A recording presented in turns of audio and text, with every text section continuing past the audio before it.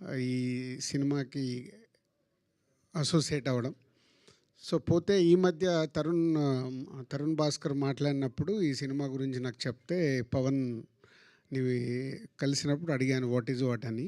Teaser రిలీజ్కి ముందు ఈ టీజర్ చూపించడం ముందు టీజర్ బాగా నచ్చి ఏంటి కాన్సెప్ట్ అని అంటే మొత్తం కాన్సెప్ట్ చెప్తే, అప్పుడు ఈ సినిమాని వరల్డ్ వైడ్గా మేము రిలీజ్ చేయడానికి ముందుకు వచ్చాం.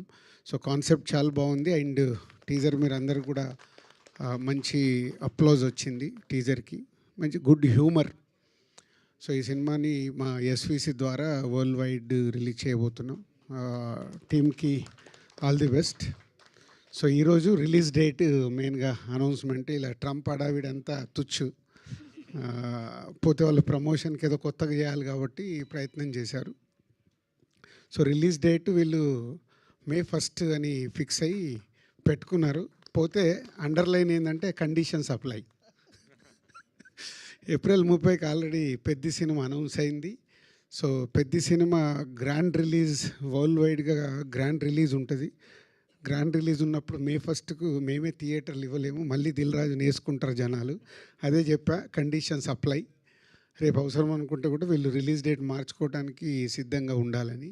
సో ఈ రోజుల్లో ప్రమోషన్కి ప్రతి ఒక్క మూమెంట్ ఇంపార్టెంట్ కాబట్టి, సో దానికోసం వాళ్ళు అడ్వాన్స్గా ఈరోజు May 1 అని అనౌన్స్ చేసుకుంటున్నారు. సో అలాంటిది ఉంటే ఒక 1 వీక్ వెనకకు జరిగే అవకాశాలు కూడా ఉంటాయి.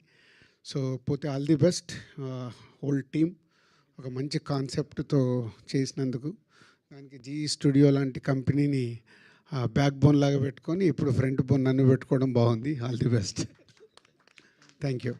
Thank you. అలాగే నాకు ఎఫ్డిసి మీటింగ్ ఉంది ఈరోజు. సో 11:30.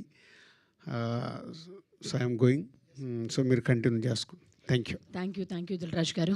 మొత్తం మీద ట్రంప్ గారిని మీరు తీసుకురాకపోయినా మీరు వచ్చారు, అదే సంతోషం. అండ్ మీరు ఈ సినిమాని డిస్ట్రిబ్యూట్ చేస్తున్నారంటే అది ఎంత పెద్ద స్కేల్లో రిలీజ్ అవ్వబోతుంది అనేది మా అందరికీ తెలిసిన విషయమే. ఎండో అద్భుతమైన సినిమాలని ఆయన మనకు అందించారు. రీసెంట్గా లవ్ టుడే